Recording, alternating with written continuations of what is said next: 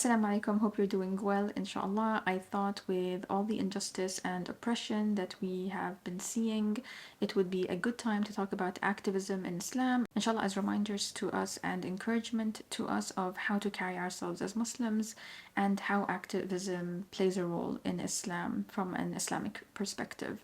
So let's just jump right into this video and let's talk about some of the concepts that we have in Islam.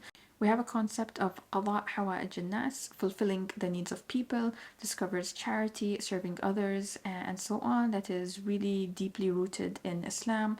We also have the concept of da'wah, which is outreach and raising awareness and so on. We also have the concept of al-amr bil-ma'ruf wal-nahi an al-munkar, enjoining good and forbidding evil. These are concepts that have deep roots in Islamic tradition and also serves as a foundation for activism in Islam. The life of the Prophet ﷺ was not easy. He and his companions were a persecuted minority at the beginning. They then became like refugees, and later on we see that they formed a strong government. So there were different phases that they went through, and through those different circumstances and phases we learn a lot of lessons on how to carry ourselves as Muslims, how to handle different circumstances and situations.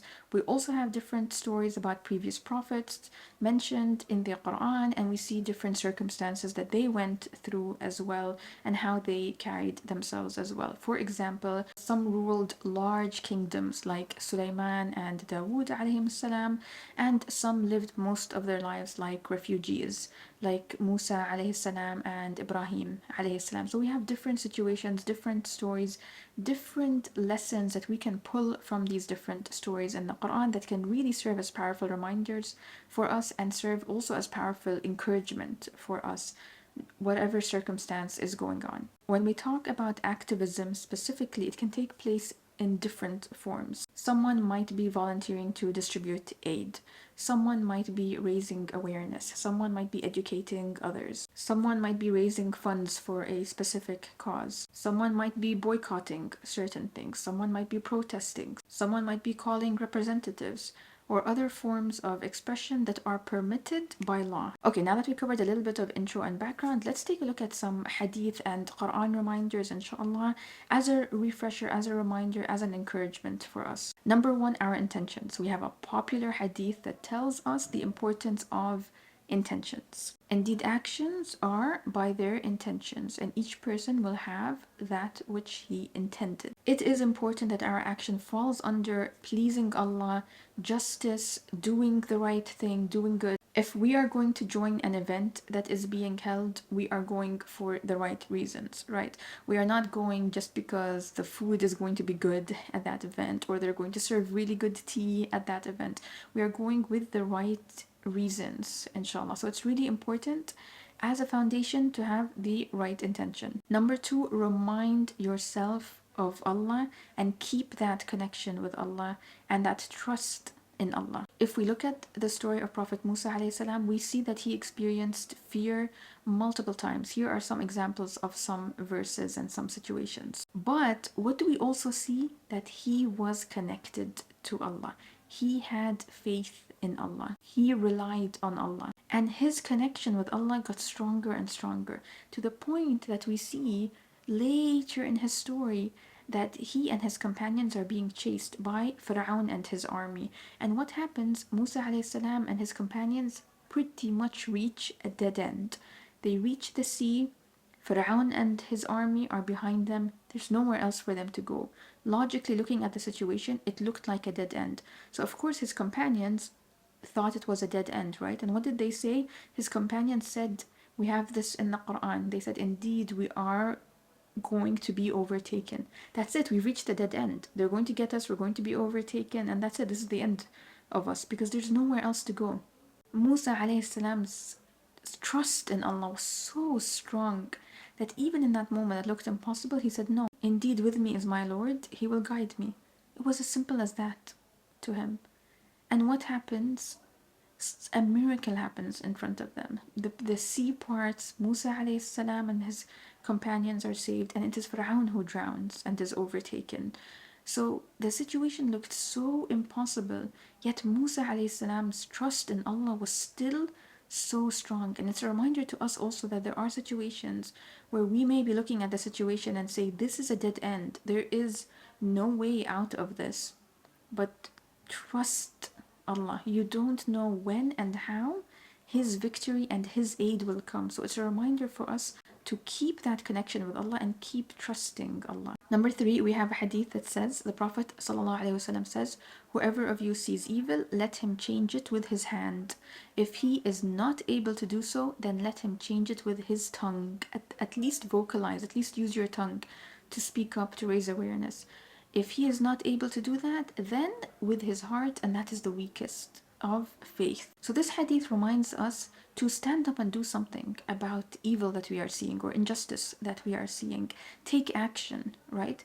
Take action with your hand. Do something to change it, right? If you can. If you cannot, then at the very least, speak up, use your tongue, raise awareness, do things that could promote change. And if you cannot even do that, then with your heart, which is the lowest level. So we see that we need to stand up and take action. Number 4, we have a hadith where the Prophet ﷺ says, verily the believers are like the brick of a building, each part strengthening the other.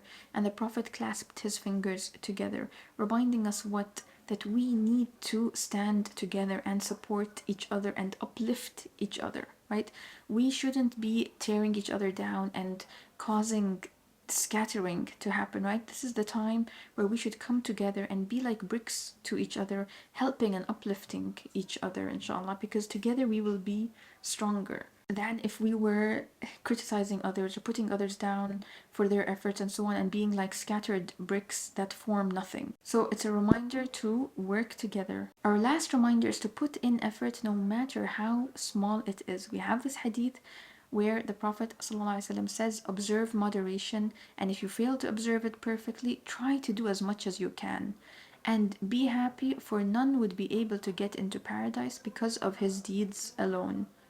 Now, the companions, of course, are surprised to hear this. What do you mean none of us are going to get into the paradise because of our deeds? And so they asked the Prophet ﷺ, even you?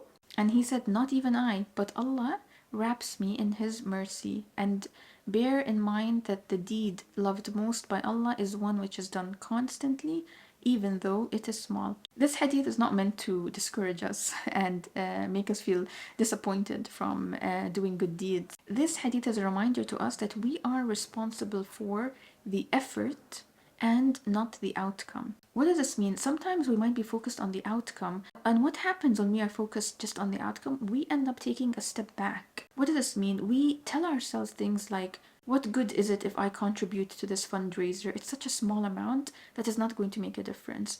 Or what's the point in me boycotting something? I'm one person and it's not going to make a difference. So we are focused on the outcome, and we end up then taking an all or nothing approach, and we choose in some situations to do the nothing approach, because what's the point? Our effort doesn't matter. But our effort does matter, and this hadith teaches us to focus on the effort and not focus on the outcome. So as Muslims, we are responsible for putting in the effort, not the outcome that comes out of it. Each one of us needs to work within our means and within our capacity. And the other thing that this hadith also teaches us is to observe things in moderation so that we are able to keep it constant. We can be consistent and not get burnt out. We have to balance things. So see what you can do within your means and within your capacity, inshallah, and work on doing that small thing consistently. And that is the last point. That's just a quick overview and reminders from Hadith and Quran, inshallah, just to give us a boost of encouragement to do our part and to uplift each other and to come together, inshallah, so that we can be like bricks, stronger and reliant on Allah, trusting Allah and doing our part within our means and within our capacity, inshallah. I hope that you found benefit in this. May Allah lift the oppression off of our brothers and sisters. May Allah aid our oppressed brothers and sisters. May Allah grant them victory. May Allah bring them peace and comfort and relief, Ya Rabb. And let's keep turning to Allah in dua. Jazakum Allah khair, and As-salamu Aleikum.